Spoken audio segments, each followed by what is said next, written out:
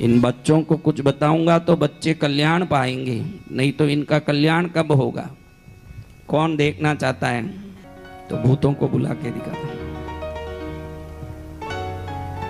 देखो, जब मैं शिव यज्ञ करता हूं एकांत में, तो उस एकांत यज्ञों में उन देवताओं को बुलाते हैं, तो अग्नि में वो देवता अग्नि रूप लेके बैठते हैं। जब हमने रुद्र यज्ञ किया, नंदी की जब आहुति दी, तो अग्नि नंदी रूप धारण की, उसका फोटो है ये। दिख रहा है? दिख रहा बहनों? पीछे वाली को भी दिख रहा है, इनके नजर बहुत तीक्ष्ण है।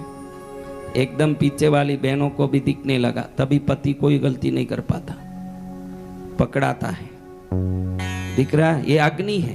ये क्या है? अग्नि नंदी रूप लेके, कान दिख रहा है, मुंह दिख रहा है। ये यज्ञ का प्रभाव है। आपको नहीं भी मालूम पड़े, आपको मालूम पड़ने की जरूरत नहीं। देवता अग्नि में, श्रद्धा की जरूरत है कि उसमें देवता है। मुझे नहीं दिखे, गुरुदेव को तो दिख रहे हैं। इसलिए गुरुदेव जब भी यज्ञ शुरू होता है 4 घंटे तक सिर्फ अग्नि को ही देख रहे हैं। वो अग्नि को देख के क्या करेंगे? उनको उसमें देवता दिख रहे हैं, इसलिए वो यज्ञ देख रहे हैं। हमको नहीं दिखे तो भी हम श्रद्धा से बैठे। बोलिए सतगुरु भगवान की। हमको नहीं दिखे तो भी हम श्रद्धा से बैठे। देखो, ये श्रद्धा हमको तारेगी। क्या करेगी? ये देखो, जब भैरव जी का यज्ञ किया, तब स्वान की आहुति दी, तो स्वान आके खड़ा हुआ है। तो जिन चीजों को हम नहीं जानते हैं वो नहीं है, ऐसा नहीं है। हम नहीं जानते, ऐसा है। इसलिए यज्ञ को मैं दुनिया के सबसे पावरफुल विधि, देखो, एक जमाने में सब जानते थे, लात मारी बाबा पहले भस्म ही देते थे सबको। 20 साल पहले हर भी आता था भस्म। एक भाई आया, जब मैं 9 फुट बाई 9 फुट का कुंड बना के साधना करता था। ये तीर्थ नहीं था, कंपाउंड भी नहीं था, ये कंपाउंड तक नहीं बना था, ये कुछ नहीं था, खाली जमीन था।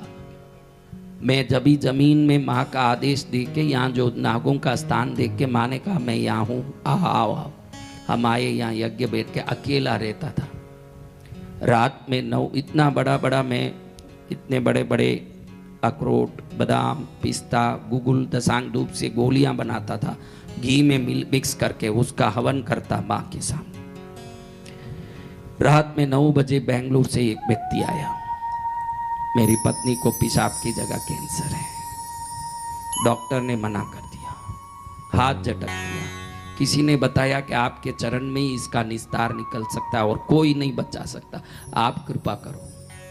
मैंने तुरंत वो गरम भस्म साइड, जैसे जैसे हवन करते हैं थोड़ा राख नीचे भी गिरता है ना, उसी कुंड में साइड में, उसमें से थोड़ा राख लेके दिया थी, इसको पिलाओ, 3 टाइम पानी में पिलाओ। 2002 की बात है, 2002, 2002, आज से 22 वर्ष पहले की बात।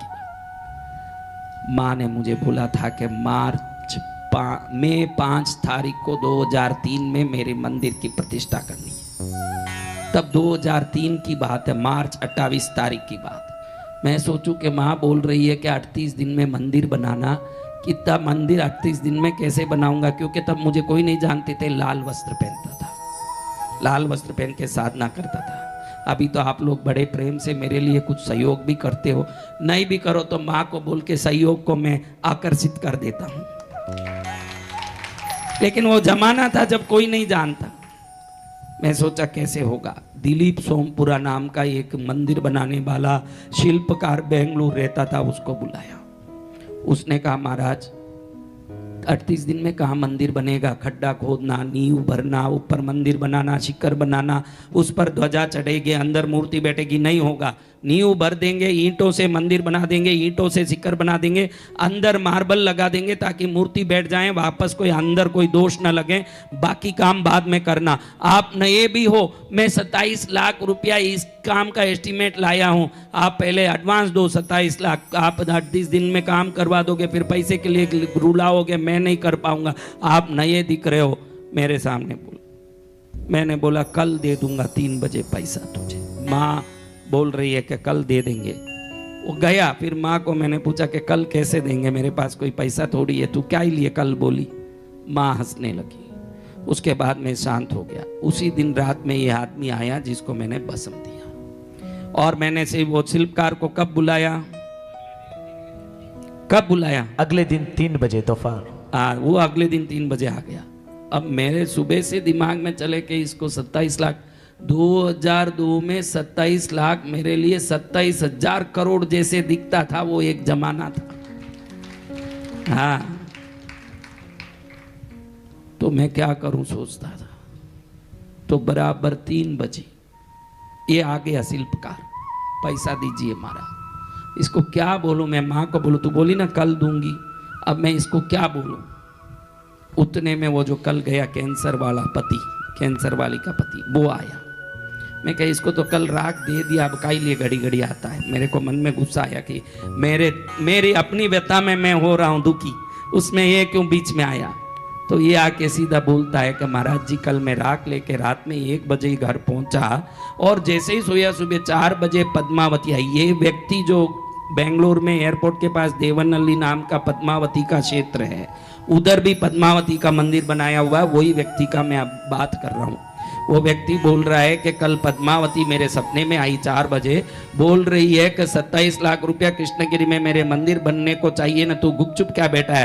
3 बजे पहले 27 लाख लेके तू महाराज जी के पास पहुंच, ये मेरा आदेश है। बोली तो मैं 27 लाख लेके सूटकेस लेके आई हूँ महाराज, सूटकेस लेके आया हूँ। ये जो शक्ति पद्मावती का मंदिर देख रहे हो, वहां ऊपर वो नाम पढ़ लेना, उसी का नाम उसके ऊपर लगा। एक ही मंदिर पर, उस जमाने में 2 मंदिर पर नाम लगा दिया, बाद में किसी का कहीं नाम नहीं लगाया हमने। लेकिन वो 27 लाख लेके बराबर 3 बजे पहुंचा। तो फिर ये हंसने लगी माता के भाई मैंने बोले ना 3 बजे बुलाना, मेरा बोला हुआ किया कर, मेरे सामने प्रश्न मत कर।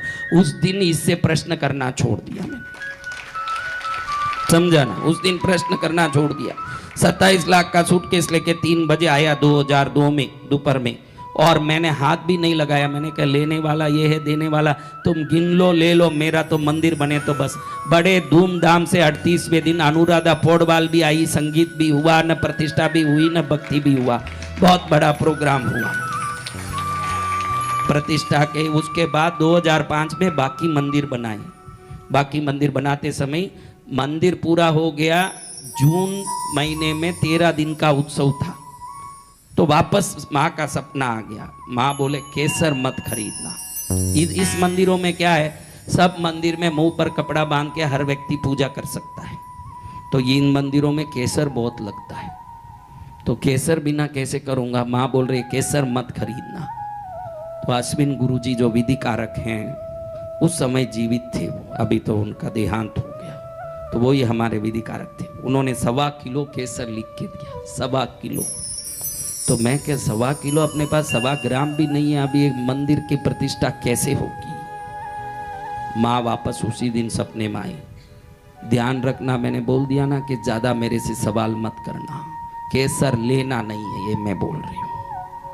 तो मैंने कहा वाह माँ तेरी खुशी, तू जैसे प्रतिष्ठा कराना कर, तू जाने अपमान होगा तो तेरा, क्योंकि जिसने तेरे चरण में पूरा सर्वस्व समर्पित कर दिया उसका मान अपमान क्या होता है। अब मान होगा तो भी तेरा ही होगा ना, अपमान होगा तो भी तेरा ही, क्योंकि मेरा कुछ है ही नहीं। 13 दिन का उत्सव था, उत्सव का दिन भी आ गया, शुरुआत। आज उत्सव शुरू होना है, आज उत्सव शुरू होना है। और उत्सव शुरू होने के दिन वो विधि कारक जी आ गए। कौन? अश्विन गुरुजी। ये इसका बाप भी आया, वो ही संगीतकार था। इसका बाप अभी ये बजा रहा है, कल इसका बेटा भी आएगा मेरे पास बजाएगा। तब उसका बाप बजाता था, वो भी आ गया प्रतिष्ठा में। तब आके केसर दीजिए विधि कारक मांग रहा है। अब मैं कैसे बोलूं कि केसर माँ ने मना किया है, किस कारण से? वो सामने खड़ा है, उसी समय कुरियर का आवाज आया, पोस्ट। मैं वहीं खड़ा हूं, इतना बड़ा बॉक्स आया, इतना बड़ा बॉक्स। मैं कहा ये क्या बॉक्स है, खोलो भाई, अपने काम भी बहुत है, ये क्या आया, जल्दी खोलो। खोला तो अंदर एक पत्र भी था और अंदर चीज भी थी।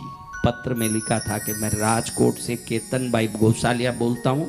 हमारे राजकोट में आज से 10 दिन पहले हम मनियार पार्श्वनाथ मंदिर में पूजा करने गए तो बाहर आपका तमिलनाडु कृष्णगिरी में प्रतिष्ठा का पोस्टर लगा हुआ था।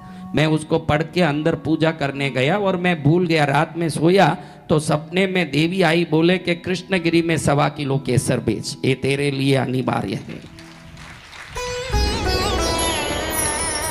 और मैंने तुरंत उस आदेश का पालन करके सोचा कि किस कृष्णगिरी में, फिर याद आया सुबह हमने पोस्टर पढ़ा, उसके नीचे ही प्रतिष्ठा स्थल नाम से आपका एड्रेस लिखा था। तो वापस मंदिर जाके पोस्टर से एड्रेस लेके ये केसर पोस्ट कर रहा हूँ, माँ के आदेश से मेरे को आशीर्वाद देना है। ऐसे 1.25 किलो यहाँ विधि कारक मांग रहा है, 1.25 किलो ही केसर पोस्ट में आ रहा है, 27 लाख की सोमपुरा मांग रहा है और 27 लाख की सूटकेस में लेके आदमी आ रहा है। तो ये कृष्णगिरी उसकी शक्ति से चलती है जो सूर्य चंद्र को चलाती है।